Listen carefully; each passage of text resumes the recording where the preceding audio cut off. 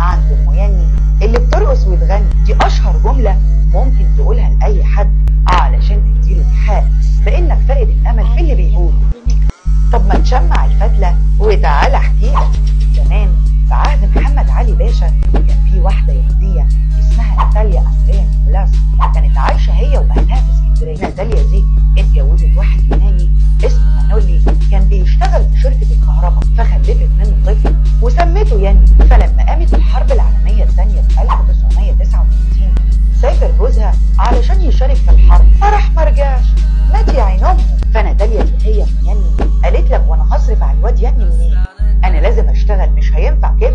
فقالت في عقل بالها بما اني بحب الموضه والازياء، طب ما اشتغل في الخياطه، لحد ما اتشهرت جدا بين كل الطبقات ام ياني. ولما قامت ثوره 1952 اهل الحته ناموا قاموا لقوا ام ياني فص ملح وداخ، خدت هدوم الناس اللي كانت بتوصلها وقالت يا فكيه، وهاجرت مع الاجانب اللي كانوا بيهاجروا. من هنا بقت ام ياني ماركه مسجله على فقدان الامل، وهي دي اصل الحكايه.